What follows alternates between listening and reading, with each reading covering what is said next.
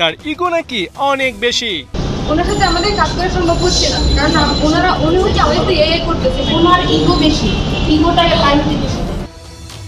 এমনকি তার সাথে কাজ করলে লাগে আত্মসম্মানে। ব্যাপারটা আত্মসম্মানের। শুধু তাই নয়, সামান্য কারণে পিটার ফুটবলারদের নাকি বসিয়ে রাখেন সাইড বেঞ্চে। টুপি খোলার জন্য উনি আমাকে 11-এ নামালো না।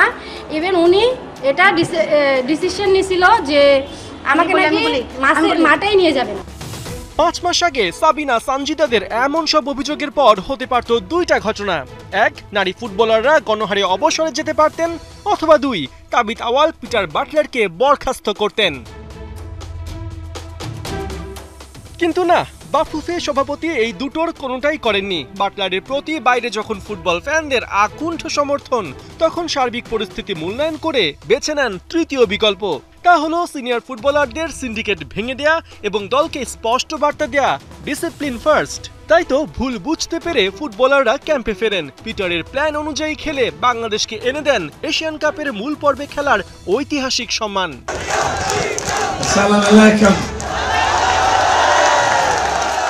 ব্রিটিশ কোচের নেতৃত্বে বাংলাদেশের উত্থান রূপকথার চাইতে কম না। যে দলটাকে গোলাম রব্বানী ছোটন দক্ষিণ এশিয়ার সেরা করিয়েছেন, সেখান থেকে বাটলার তাদের নিয়ে গেছেন এশিয়ান লেভেলে। এর পেছনে আছে তার কঠোর ডিসিপ্লিন আর প্রফেশনালিজম। বিদ্রোহের ওই সময় পিটার জানতেন জুনিয়র দল নিয়ে সংযুক্ত আরব আমিরাতের বিপক্ষে তিনি হারবেন। তাও সে সময় বিদ্রোহী ফুটবলারদের সাথে আপোষ না করে তিনি সফর করেন। বলা চলে সেই সফরে 2 ম্যাচে হেরেও জিতেছিলেন পিটার বাটলার। এর পরেরটা তো এগিয়ে চলার গল্প। ভুল বুঝে ফেরা ঋতুপর্ণা মনিকাদের সসম্মানে স্বাগত জানিয়ে পিটার সাজাতে থাকেন মাস্টার প্ল্যান, যার ফল মেলে মে-জুনে আম্মানে অনুষ্ঠিত ত্রিদেশীয় টুর্নামেন্টে। সে সময় র্যাঙ্কিংয়ে 39 ধাপ এগিয়ে থাকা ইন্দোনেশিয়া ও 59 ধাপ এগিয়ে থাকা জর্ডানের সাথে ড্র করে বাংলাদেশ, যার ফলে ফিফা র্যাঙ্কিংয়ে 133তম অবস্থান থেকে বাঘিনীরা উঠে আসে 128 নম্বরে। জর্ডান সফরে পাওয়া ওই আত্মবিশ্বাসী ইতিহাস গড়ার সাহস এনে দেয় পিটার বাটলারকে।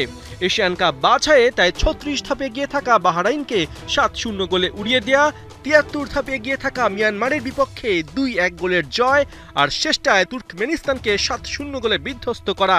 এসবই বাংলাদেশের নারী ফুটবলে পিটারের কৌশল আর ফুটবলারদের সামর্থ্যের প্রমাণ। সময় এখন এগিয়ে চলার।